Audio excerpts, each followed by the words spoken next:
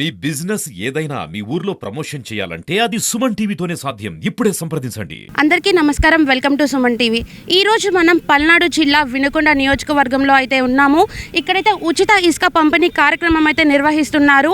అయితే ఈ కార్యక్రమం అనేది వినుకొండ నియోజకవర్గం గారి ఎమ్మెల్యే గారి జీవి ఆంజనేయులు గారి చేతి మీద అయితే నిర్వహిస్తున్నారు. అయితే మనం అసలుకి ఈ పంపిణీ కార్యక్రమం ఎలా మొదలవుతుంది, అలాగే వాళ్ళు ఎలా ఛార్జెస్ చేస్తున్నారో ఇవన్నీ కూడా మనం మన ఎమ్మెల్యే గారైన జీవి ఆంజనేయులు గారిని అడిగి ఒకసారి తెలుసుకుందాం. సార్ నమస్కారం అండి. ఉచిత ఇసుక అంటున్నారు, దీనివల్ల ఎవరికి ఎక్కువగా లబ్ధి చేకూరుతుంది అనుకుంటున్నారు? ఇల్లు కట్టుకునే పేదవాళ్ళకి, బీసీలు, ఎస్సీలు, ఎస్టీలు, ముస్లిం మైనార్టీలు వీళ్ళందరూ కూడా పేద వర్గాల వాళ్ళకి ఈ ఇసుక విధానం వలన, ఉచిత ఇసుక విధానం వలన లబ్ధి చేకూరుతుంది. ఈరోజు లక్షలాది మంది ప్రజలకి ఇది మేలు జరగబోతూ ఉంది. సార్ అంటే కొన్ని చోట్ల అయితే ఫ్రీ అని అంటున్నారు, కొన్ని చోట్ల అయితే 300 ఛార్జ్ చేస్తారంటున్నారు. అంటే ఈ నియోజకవర్గంలో ఎలా అయినా ఛార్జెస్ పడతాయా సార్? నంబర్ ఆఫ్ కిలోమీటర్స్ని బట్టి, అంటే ఇసుక రీచ్ల నుండి అమరావతి అండ్ ఎక్కడెక్కడ ఇసుక రీచ్లు ఉన్నాయో అక్కడ నుండి తీసుకెళ్ళటానికి టన్నుకి ఎంత ఖర్చు అవుతుందనేది ఒక విధానాన్ని తీసుకొచ్చింది ప్రభుత్వం. ఓన్లీ ట్రాన్స్పోర్ట్ ఛార్జీల వరకే ఈరోజు ప్రజలు దీన్ని పే చేస్తారు. సో ఇసుక కొనుక్కోవాల్సిన అవసరం లేదు. కానీ ట్రాన్స్పోర్టు అంటే దూరాన్ని బట్టి, అంటే అమరావతి వాళ్ళకైతే లోకల్లో కాబట్టి 192 రూపాయలతోటే తక్కువ అమౌంట్ తోటి అయిపోతుంది. అలాగే దూరం పెరిగే కొంది ట్రాన్స్పోర్ట్ ఖర్చు పెరుగుతుంది. పర్ కిలోమీటర్ ఇంత అని చెప్పేసి, అంటే దాంట్లో కూడా దోపిడీ జరగకుండా ప్రభుత్వం కూడా ఒక విధానం తీసుకొచ్చింది. మీరు ఎలాంటి చర్యలు తీసుకుందాం అనుకున్నారు ఎక్కడైనా కానీ అవకతవకలు జరిగితే? ఇప్పుడు పేదవాళ్ళకి లబ్ధి చేకూరాలి, ఇల్లు కట్టుకునే వాళ్ళకి ఉచితంగా ఇసుక అందాలి, అదే మా లక్ష్యం. అంటే ఇప్పుడు గతంలో ప్రభుత్వం ఇష్టారాజ్యంగా దోచుకున్నారు.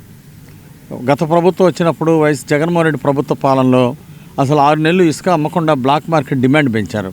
దీనివల్ల భవన నిర్మాణ కార్మికులకి వాళ్ళకి జీవనోపాధి లేక వాళ్ళు ఎంతో ఇబ్బందులు పడ్డారు, కష్టాలు పడ్డారు, ఆకలి బాధలతో ఆత్మహత్యలు చేసుకున్నారు భవన నిర్మాణ కార్మికులు గత జగన్మోహన్ రెడ్డి పాలనలో. కానీ ఈరోజు ఉచిత ఇసుక విధానం వలన ఈరోజు ఆ సమస్య లేకుండా పోయింది. ఆ రోజు బంగారం కంటే ఎక్కువ డిమాండ్గా అయిపోయింది. పేదవాడికి, సామాన్యుడికి బంగారంలా అయిపోయింది ఇసుక కొనాలంటే బ్లాక్ మార్కెట్లో జగన్మోహన్ రెడ్డి పాలనలో. ఈరోజు పేద ప్రజలందరికీ అందుబాటులోకి వచ్చింది, బుక్ చేసుకొని తొందరగా వస్తుంది. ఎక్కడ కూడా దీంట్లో అవినీతి చేసేవాళ్ళు, వ్యాపారస్తులకి ఎక్కడ కూడా తావు లేకుండా అధికారులు చర్యలు తీసుకోమని కోరాము. నేరుగా లబ్ధిదారులకు ఇవ్వాలనేది మా లక్ష్యం. సో ఎక్కడ కూడా అవినీతికి తావు లేకుండా దీని మీద కఠినమైన చర్యలు తీసుకుంటాం.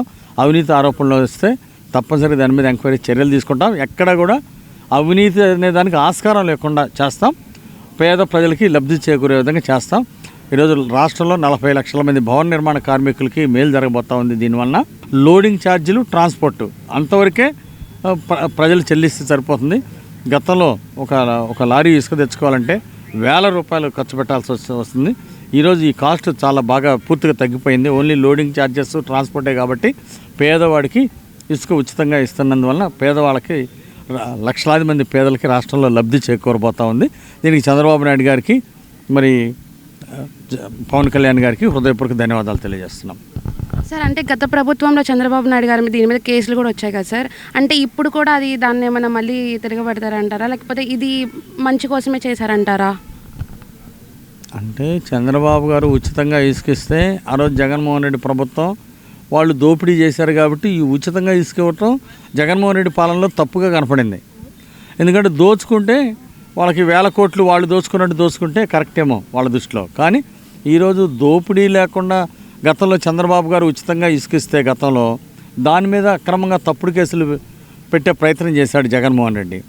సో అందుకే ఈరోజు ప్రజలు గుణపాఠం చెప్పారు, జగన్మోహన్ రెడ్డి ప్రభుత్వానికి గుణపాఠం చెప్పారు. చంద్రబాబు గారి మీద ఉచితంగా ఇసుక ఇచ్చినందుకు కూడా తప్పుడు కేసు పెడితే ఇంకా దానికి ప్రజలు సరైన తీర్పు ఇచ్చారు, గుణపాఠం చెప్పారు. అందుకే ఈరోజు ప్రజా పరిపాలన వచ్చింది. అందుకే ఈరోజు ఉచిత ఇసుక విధానం చాలా ప్రజలకి చాలా గొప్పగా ఉపయోగపడుతుంది.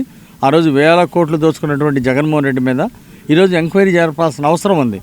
ఇసుక మీద, బ్రాందీ విస్కీల మీద ఆ రోజు అంటే అన్అకౌంటెడ్గా దోచిపడేశారు వేల కోట్లు. దాని మీద సమగ్ర దర్యాప్తు జరగాలి. ఎవరెవరు ఎన్ని వేల కోట్లు దోచుకున్నారో తెలియాలి. అదన్నీ మళ్ళీ పేద ప్రజలకి ఆ అమౌంట్ అంతా కూడా దోచుకునే అమౌంట్ అంతా రికవరీ చేసి అది మళ్ళీ పేద ప్రజలకి ఖర్చు పెట్టాలి.